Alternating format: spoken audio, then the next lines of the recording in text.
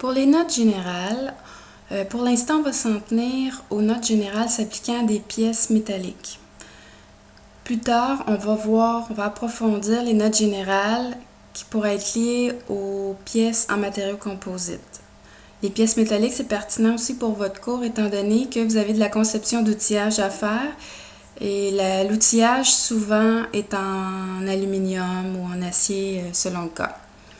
Alors, pour les notes générales, premièrement, on va les écrire sur le calque de fond. Alors, on va aller dans Édition, Fond de calque.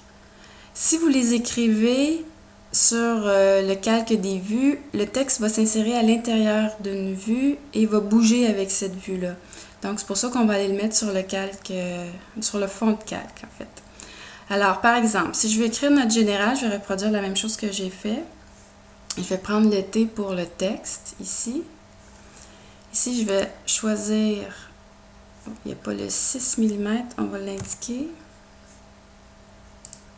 Non, il l'a pas fait. On va sélectionner l'endroit où est-ce qu'on veut écrire. On va l'écrire en premier.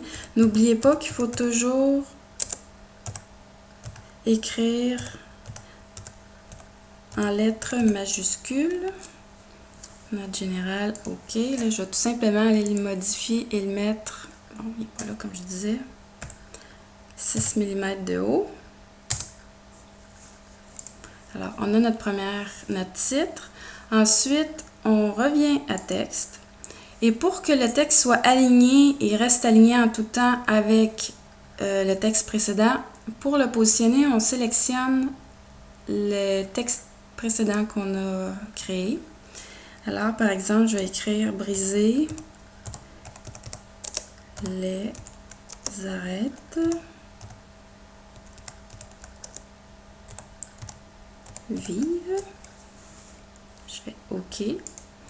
Briser les arêtes vives, c'est d'enlever tous les bords, en fait, tranchants de notre pièce. Là, ici, on va le mettre, celui-là, en 3 mm, qui n'est pas disponible dans la liste, donc nous allons le créer. Voilà, briser les arêtes vives. Regardez, si je modifie, je me promène avec mon texte, le titre, en fait, que je sélectionne note générale, on voit le texte en dessous se déplace avec. Bon, je le trouvais petit un peu, mais c'est comme ça. Maintenant, si on désire insérer des symboles, par exemple, je vais faire un autre texte. Par exemple, je vais faire diamètre quelque chose, là. Peu importe qu'est-ce qu'on veut écrire. Ici, on a des symboles. Par exemple, si on veut insérer le symbole diamètre, le symbole plus ou moins, degré. Ici, il y a perpendicularité, planéité. Ça, c'est des symboles de tolérance géométrique. On va aller en chercher bientôt aussi pour apprendre comment faire la cotation des trous. On va en avoir besoin ici.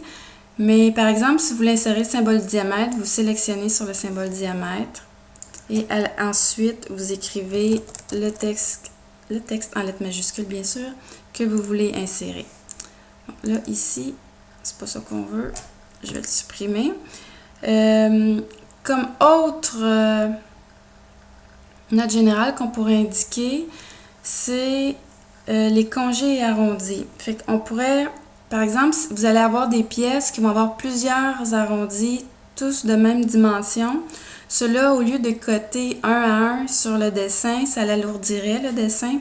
Fait qu'on va venir indiquer une note dans les notes générales. C'est à moins d'indications contraires, comme on avait vu dans la norme. À moins...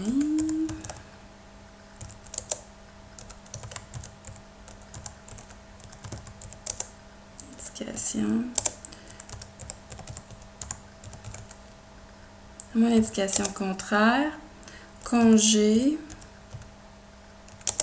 et arrondi. C'est important de toujours mettre le rayon R. Mettons que c'est 3 mm, R3. On fait OK. Là, on voit notre texte ici qui déborde en fait de notre cartouche. Fait que ce qu'on va faire, on va tout simplement le réduire en fait pour qu'il rentre à l'intérieur du cartouche. Puis forcément, il va se placer sur une deuxième ligne. Là, si on vérifie, tout le texte qu'on a généré se suit. Puis ici, on va venir mettre ça en 3 mm. Voilà, c'est tout pour les notes générales.